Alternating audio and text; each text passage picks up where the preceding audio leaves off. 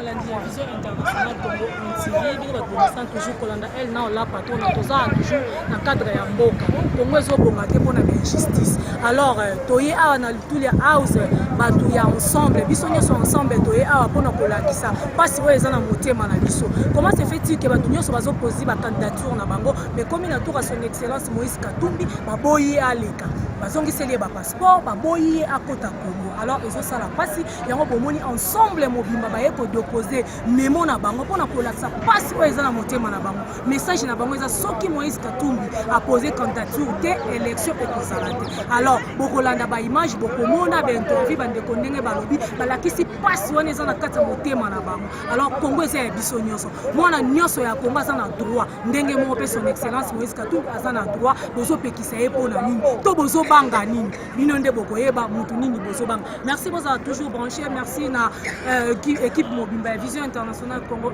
TV biso basali na bino tozosala Gaël yayo ya mwana ba gros bisous na bino nyonso ciao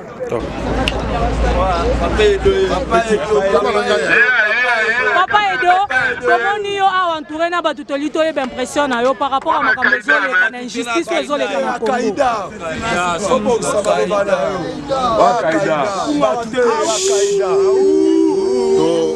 toye awa lelo mpona kosukisa akende na ANC tokopesa memorandum kala mingi te babenga président Ramaphosa par duplex babenga ministre chargé à SADC nani ba exilé politique nyonso il faut bazonga na mboka Moïse il faut azonga na mboka na ye akende déposer ba prisonnier babima ba prisonnier nyonso ba libérer ba accord ya Sambiongo ezala respecter à 100% soki te élection ekozala c'est la débandade. Merci président, Tomoni Père Akaïda est confirmé.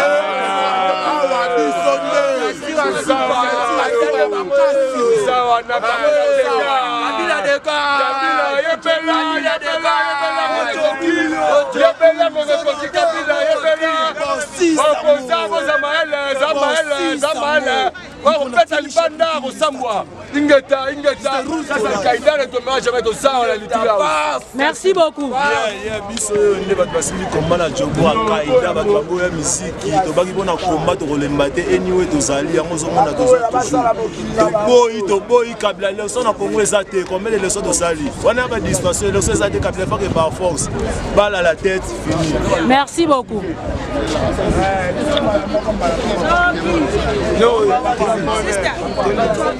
I told you, I'm so happy about I stay here in South Africa as the Congolese to suffer. The way everything life is going, to always suffer. How come they want to make it just to stay them people, a small house, in a country?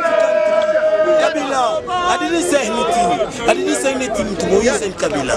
I say to a suffering, the way everyone here, the way they treat us. Thank you. Thank you so much. Only God knows. Understand, my brother? Oyoka.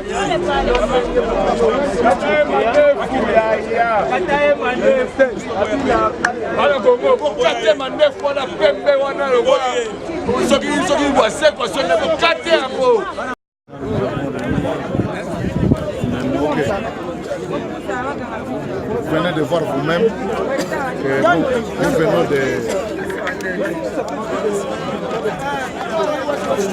Le moment que nous attendions est arrivé. Vous venez de voir vous-même que nous venons de signer le mémorandum. Nous venons de déposer le mémorandum à l'ANC. Nous avons notre copie avec leur numéro de téléphone pour faire le suivi. Et maintenant, comme nous avions dit que l'étape la plus importante c'était de déposer le mémorandum, nous continuons encore notre marche jusqu'à 14h30. Après nous allons nous disperser. Si nous ne voulons pas partir, nous dormons ici jusqu'à demain matin comme vous voulez. Tola la obe token. Tola la obe token.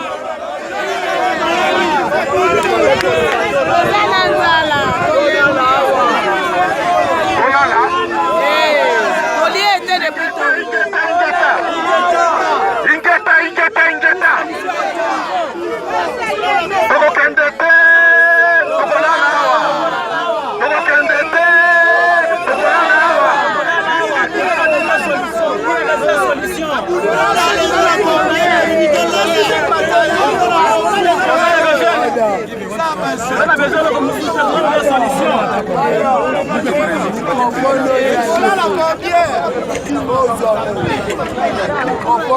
Allô, Bandeko,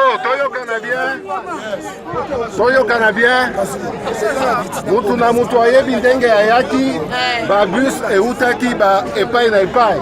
Bon, bozongela babus ndenge boye, et puis banazoma ekosalema na babus ndenge boyaki. Toyokani?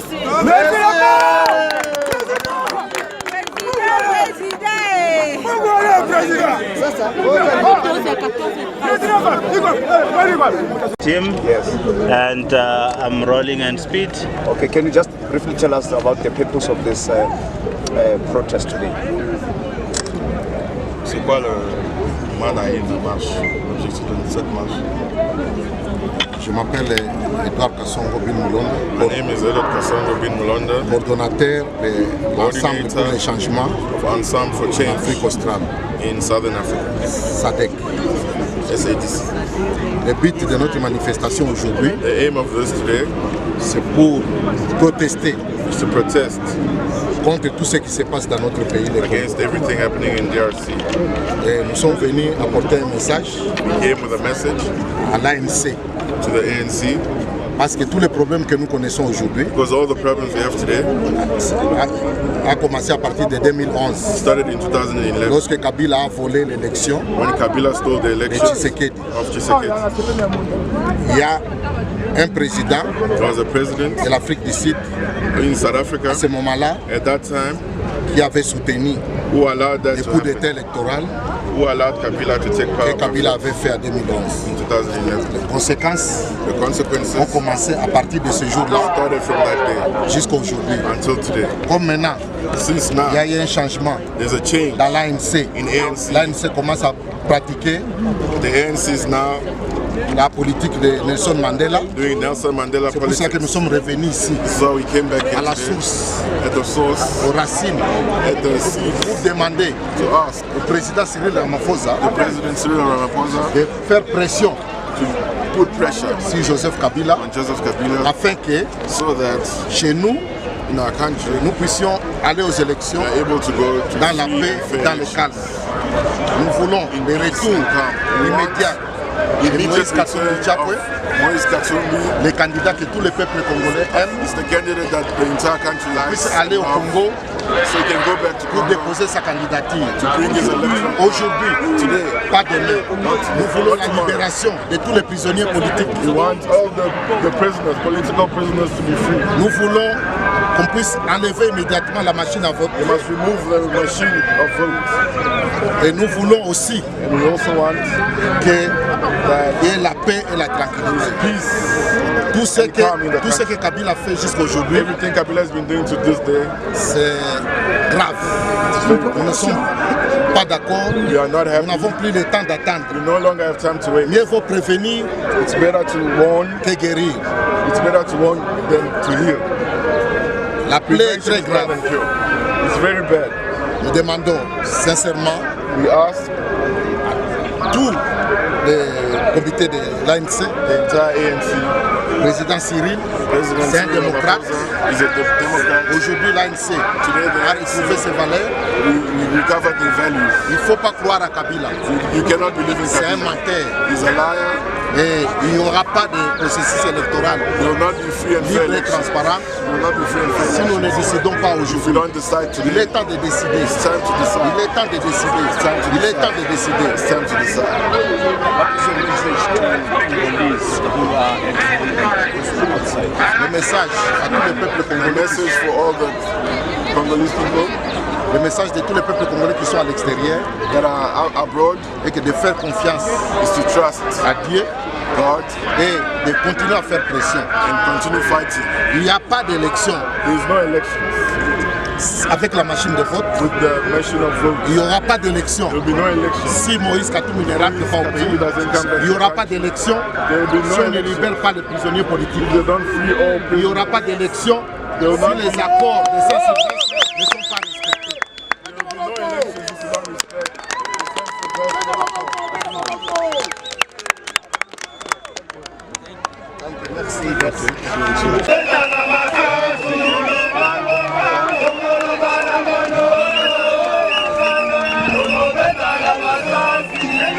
Hey!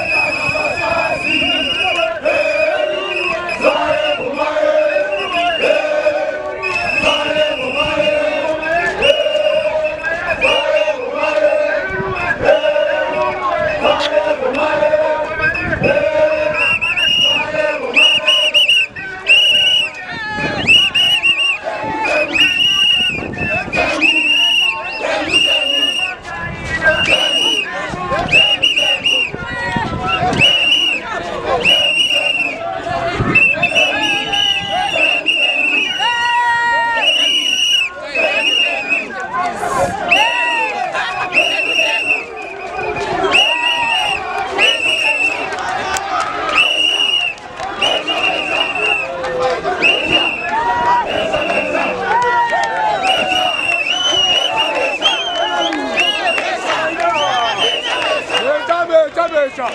Méchant. Méchant, méchant, méchant. Méchant. Saluti, yo, Kabila. Oh, maman, yo. Oh, ma soda, solo, yo. Kisuka. Voilà, yo.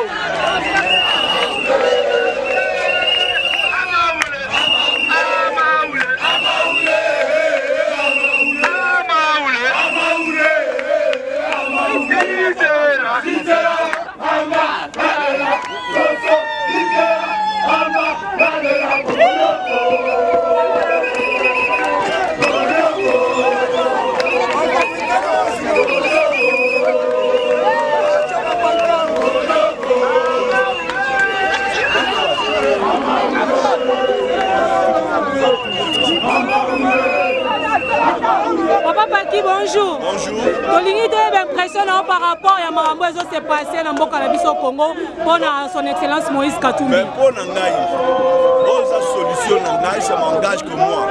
Ce qui va permettre au président Moïse Razon à la Congo si une élection est à la tête. Parce que Kabila la Kisike, il y a la seule maître. Alors pourquoi qu'il y a une élection?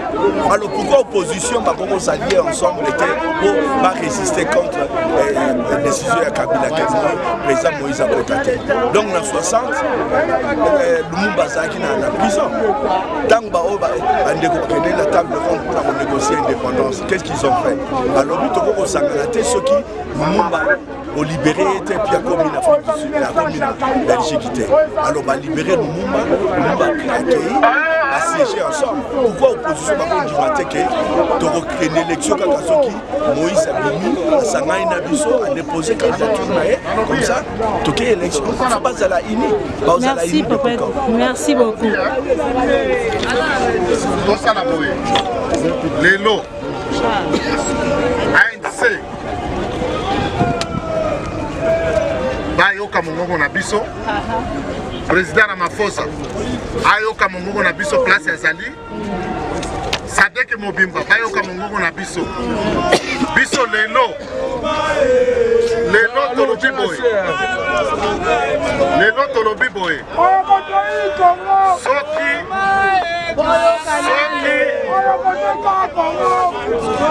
Soki Kabila a libéré démocratie élection Kozala Soki ba prisonnier politique va libéré élection Kozala Soki balongoli machine à voter élection Kozala Soki Moïse a zongité élection Kozala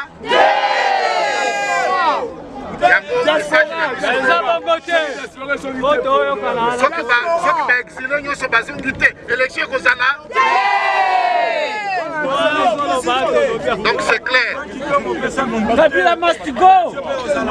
Tolobi Boy. Tolobi Boy.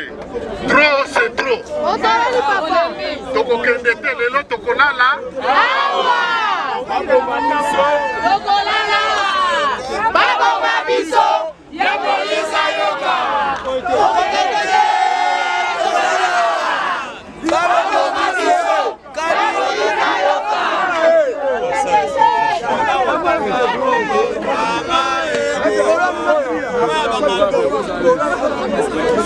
Ok.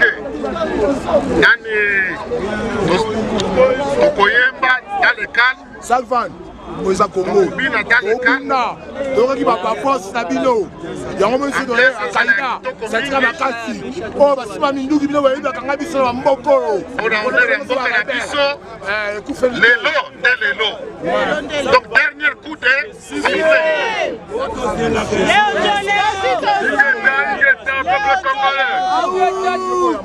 C'est Al-Qaïda, Yaya, Tolobi, on est ensemble. Toujours ensemble. Toujours ensemble. Toujours ensemble. Le peuple congolais doit souffrir.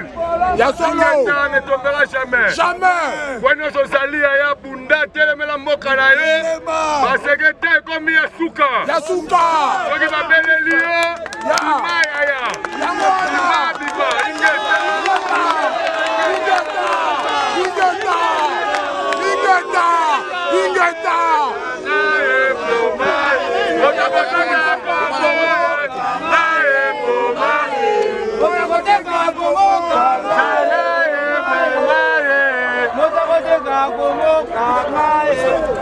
na 13h, na 13h30 minutes, 13h30 minutes, tokotambola tina NC tokende kotika memorandum na biso.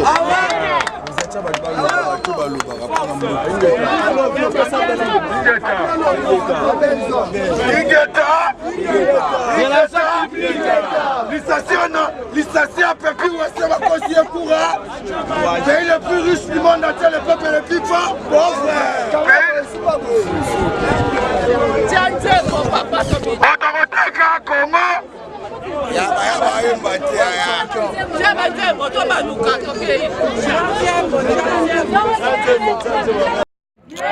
So we want to appeal to ANC to get involved, not to stay outside, but to get involved so that Congo has a peaceful transfer of power, because Kabila third term is not allowed by our constitution. Yes. So we are here.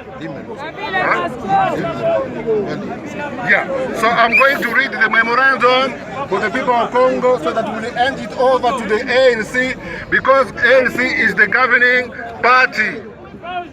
So we Congolese people living in South Africa, we belong to different civil society organizations, a member of Ensemble, which is the political platform of the presidential election hopeful candidate Mr. Moise Katumbi.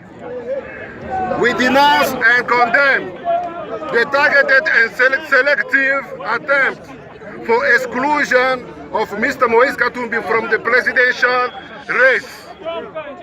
We condemn the DRC government for blocking Mr. Katumbi return home. It happened twice at the border with Zambia, the refusal to allow the airplane to land in Lubumbashi.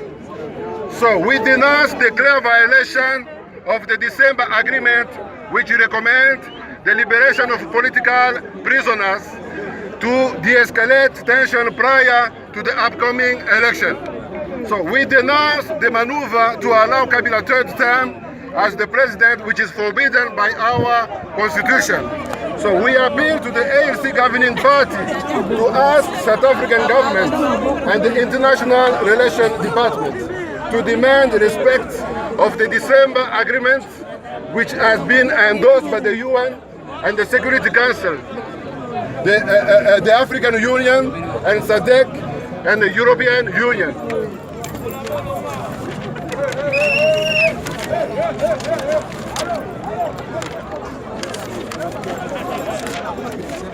So, we appeal to the ANC to request that the government follow up on its facilitation in involvement as it has done at the Sun City Agreement, which has helped the new democratic order in DRC.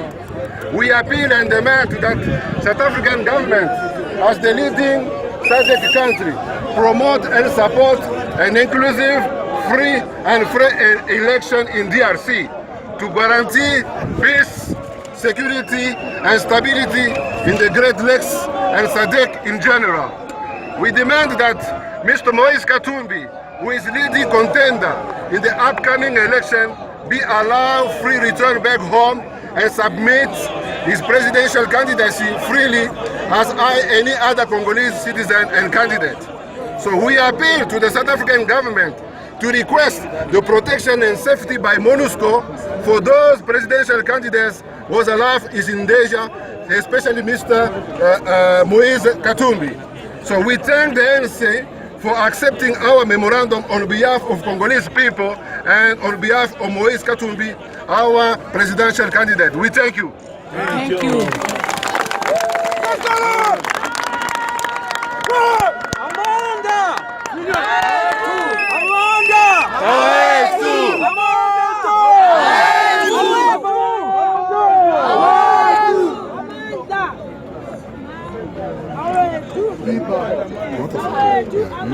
Take picture, please.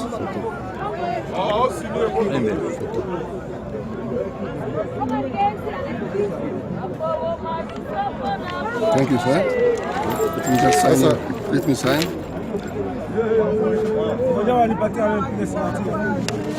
Ok. Vous chaque signé? Vous quoi signé? Oui. Tu as pour chaque signé. Mina signé. Ça va signer. Ah ça va. Mille quoi bien pour ça. So we are done. We just send it.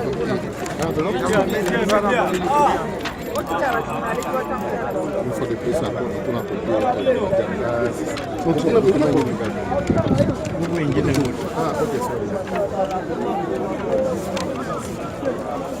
Normalement, il est à la série, tu n'avais pas compris. So, is it possible to get a copy of the signed memo? No. Is that possible? Or we can send the second? No. We can send the second one. Okay, that's the best. Exactly.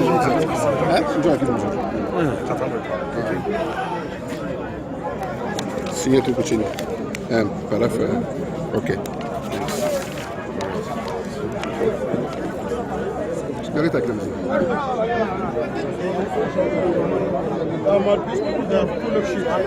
Sorry. The people they don't want to respect the police officer. We are here to respect the law. Yeah, sorry about you. We are here to respect the law. Yeah, we agree with you. We'll tell them now. You must tell them they must respect us. Thanks. We are not here to play. Yes.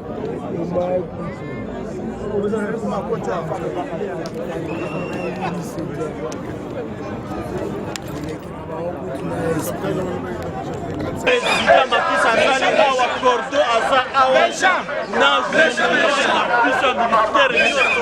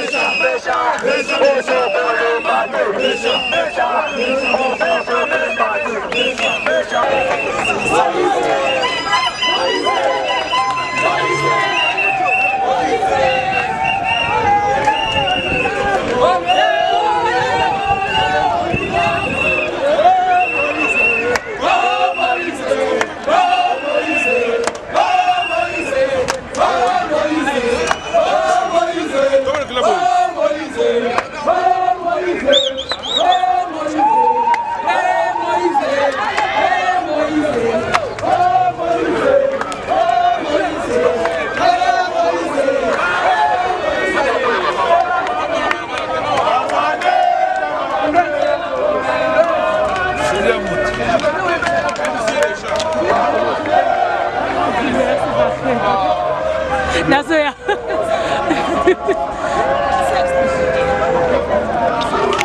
Lieutenant Prince, bonjour. Bonjour, El Nao. Ouais, tout le monde a peut-être une impression. Ah, ça mystique lelo. Congo d'Arabie, biso Congo d'Arabie, sauté. Biso Toya, on est le côté ma pour la commission Kabila. Acha troisième candidature na été.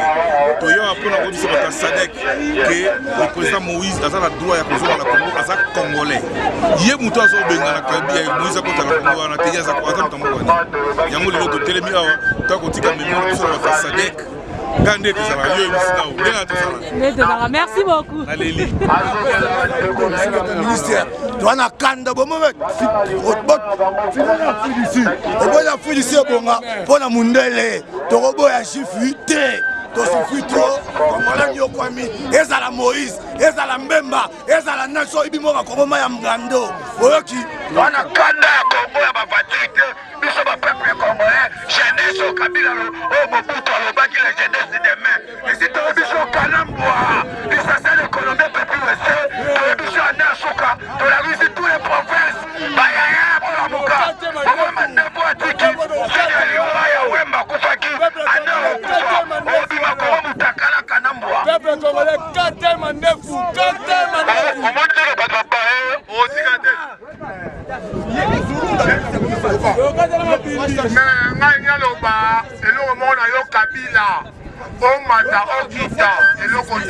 Mais deuxième, yo, Jean-Pierre Bemba, le côté, yo, Jean-Pierre Bemba, le côté, on s'appelle le grand de fondation. Congo le président a remplacé Kabila le père Zaki Joseph Moutoumabé mais Moutouma a remplacé yo Rwandais Kabila yo oh le lo Congo mba Kabila Moutouma a remplacé Congo se bomba oh ya koyana buso ba peuple Congo de fungoli miso to bandi bagarre oyo na 2011 to aba danger to zaki bana mikie bana obo mona biso de notre président Moïse Tédé ça va dire Kabila longwa Kabila alongwa il faut olongwa oya koya aza idéologie na biso tala la mbonga la ti mama oza mama journaliste zwango bien tala simba boy oyo te ma simbi awa na simbi awa motema efele motema na ngai yo président ya aza idéologie oyo président oyo aza idéologie oyo bino toboyi bino osusu fe de congolais tala lelo fruit du sud mama qu'est-ce que tofandi tala ese tofandi avant le deuxième mot tala Kabila Ndoki Chibala Osambwa Chibala banga biso yala na le bien lelo tous les moments congolais o alongola bilamba acha tous les moments alongola bilamba atika fa za ndongo zoyoka ngai babikangeli nga kutu chambre kuna na fute la chambre nana mbonga kufuta chambre te pa Moïse loko yoki nga lelo benga ngai mone lonyango Luka John Soko koto joli tindela bango mbongo na ngai ya ndako na futa ndako to poni Moïse umela joli kena. Bonjour maman Nathalie. Bonjour. Oui, ça va très bien. Tout le monde est bien à Ebele, tout le monde est baboye ko sala ninya. Il fallait Moïse Katumbi à côté na mboka parce que ça mwana mboka yango na toyeli awa pour manifester. Toye awa pona nini po gouvernement sud-africain ayoka mungongo na biso. Ayoka mungongo na biso pona nini parce que président Cyril Ramaphosa yende président ya SADC. Yango na toye awa po bayoka biso bayoka mécontentement oyo biso ba congolais tozana yango. Mais quand vous avez biso pourquoi Moïse Katumbi a continué à tout ba poser ba candidature na bango mais Moïse est comme complication pourquoi? On a comprendre on a ni bazo banga Moïse Katumbi pona ni bango balobi ki ya za fugitif mais batika fugitif akota comme ça bakanga mais pona ni bazo na kokanga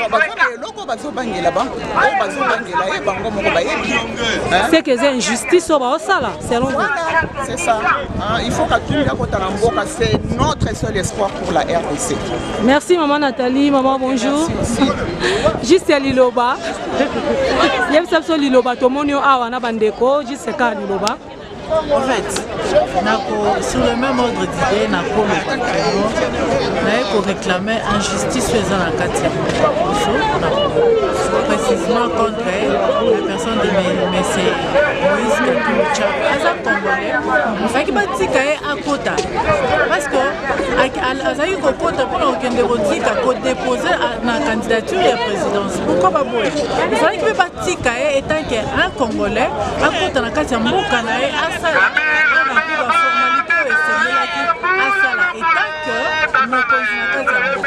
ils ont peur de lui?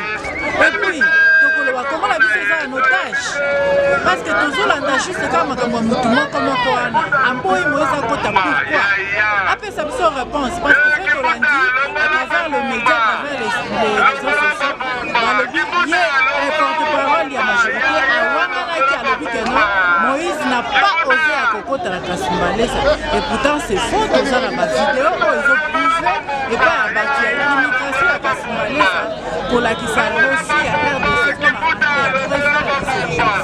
Donc c'est ça. C'est ça, injustice. Il y a mon temps qu'on est là, bâti que la vie serait à Kota Ndé. Merci. Maman Naomi, les derniers mots, notre seul espoir, c'est Katumbi. Il y a vigilance. Il y a un Congo et comme à l'Okola, Afrique,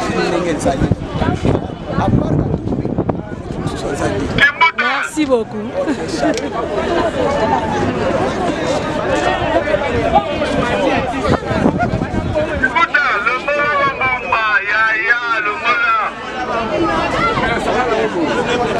Le peuple congolais, on est ensemble, ça c'est Al-Qaïda ne tombera jamais. Tozawa, Tobaï Kabila, Togene, Tina Souka. Peuple congolais, vigilance ne tombera jamais. Bon, opposant, cette fois-ci ou jamais. On s'est fanti. Même ma Kabila l'élection, Kabila Bimalisusu. Ma fruit du style qu'on tient sous ma coloté. Ça c'est Al-Qaïda, Toyambi Nyoso Awa. Mais donc, vous avez un Congo, Kabila doit dégager. Ce qui est simité, donc quelle transition ça Kabila? Bachege, Massa la force du progrès, Boyebi Solo. Istamouchetu, force du progrès. ISM Moura, Inikin, étudiant, quel signe? Quel signe, étudiant? Quel signe, étudiant? Étudiant, quel signe, pas de l'angaï? Bourse César, il faut d'abord bourser. Quel signe? Kabila doit dégager. Les 12, les 13, les 14, Cardinal Mosengo, on est ensemble, les catholiques ne tombera jamais. On est là, on sera là. Ça c'est Al-Qaïda. Ingeta. My sister, let me talk because I always can kuluma get down. My man, let me talk him because everyone that need to must talk English because we are here in South Africa. Bonjour Monsieur Didier. Bonjour Naomi. Nous voulons savoir quelle est votre impression par rapport à ce qui se passe au Congo. À rapport à ce qui se passe chez nous. Chez nous, oui. Comme tu vois, tout le monde est venu ici. On n'est pas content, on est très fâchés. Pourquoi? Les élections doivent être libres pour tout le monde. Nous sommes tous des Congolais. Nous avons tous le même droit. Kabila n'a aucune raison pour refuser au président Moïse Katumbi d'arriver au Congo et de postuler. Nous sommes là, diaspora de l'Afrique du Sud, et ensemble avec le SADC, nous voulons, demain c'est les derniers jours, nous voulons, on ne demande même pas ça, puisque c'est notre droit. Kabila doit permettre au président Moïse d'entrer au Congo et de déposer sa candidature. Nous savons tous que c'est le seul opposant que Kabila a tellement peur. C'est pourquoi il ne veut pas que Moïse puisse arriver chez nous. Merci beaucoup, M. Didier. Ok, merci Naomi. Aujourd'hui, Kabila, il doit partir. Sisi watoto wa Lubumbashi, tunaona mauaji inakuwa mingi, magumu inakuwa mingi, mateso inapita. Hiyo yote ni muuaji Kabila. Mimi mtoto wenu wa kwanza nasema tumpende Moise Katumbi Chapwe, ni ndugu yetu. Tunakatala Joseph Kabila kwani ni muuaji, anaingiza Wanyarwanda kwenye nchi ya kwetu. wanatuua sana, wanatuiba mali ya kwetu ya nchi. Sisi watoto wa Kongo tunasimama diaspora South Africa tozawa lelo pona kusensibiliser peuple congolais. Peuple congolais totelema tolanda nzela moko zela toza na ngoka kaisa yango kaka Moïse Katumbi chapa kaka nde président na biso ko sauver biso. Tomoni bitumba ezali pasi eleki. Aujourd'hui Kabila dégage. Don't Kabila no country. Kabila criminal. Don't no country. Okay, thank you. Ingeta diaspora ingeta. Papa justement. Amjambo, mimi ni Fiston Mdeba. Napenda kuwaonyesha kama tuko hapa kwa ajili ya Kabila, il faut dégager. Sisi ni wakivusie, nile kivusie Katumbiste, tunamupenda opoza wetu aingie, tunamupenda rais wetu Moise Katumbi aingie mu pays pour que abadirishe pays. Parti yetu ni Assemble pour le changement. Nataka kusema juu ya Baswahili bote ba mu est nzima. Napenda kuwaonyesha kama bamama bababa, baloko yangu bakubwa yangu, tuangalie mbali. Mutu tu mwenye anapaswa kutusaidia na mutu mwenye anapaswa kushanje le inti ni Moise Katumbi. Sirse tushimame. Njo mwaka yetu ya kwanza enjoy pays yetu. Njo mwaka yetu ya kwanza ikala mu pays yetu. Tunataka pays yetu ibadilike. Msikie.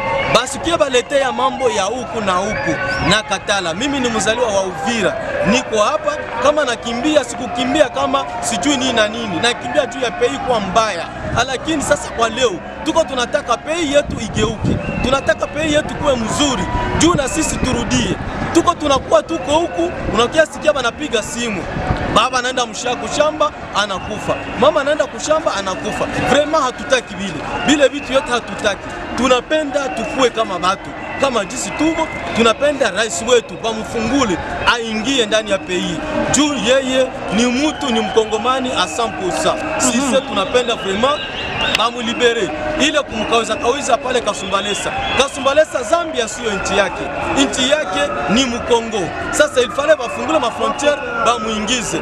Leo tuko hapa Afrique du Sud. Tunaongea, tuko na besoin bafungule Moise Katumbi aingie mu pays pour que a défendre population. Sisi kama population tunapenda bamufungule aingie. Sasa tunashimama hapa kama lekivusie Katumbiste, tunashimama hapa kwa ajili ya kumtetea. Kama habataki kumfungula aingie mu pays, seke ile sio pays yetu. Tunapenda bale ba Rwandais wote batoke, hatutaki. Il faut ba prisonniers wote il faut bakwe libere. Juu ni mwinti yabo. Tunataka maendeleo. Tunataka pays yetu igeuke. Hatutaki ile pays sio ya mtu moya. Ile pays sio ya Kanambe. Pays yetu sio ya Kanambe hapana. Ni pays ya bakongole bote. Sisi ndio wakati ya bakongole kushimama. Na sisi tunapenda tushimame juu tuangalie jinsi ya kugombana kwa ajili ya pays yetu. Asante sana. Yes. Asante sana. Ndeko sa toye na Itula House toye koyebisa président ya mboka oyo ya na libération ya Moïse atika ye akota na Congo apose candidature na ye lokola mutu nyonso ezalaka nini bolobi ke ase présenter balibere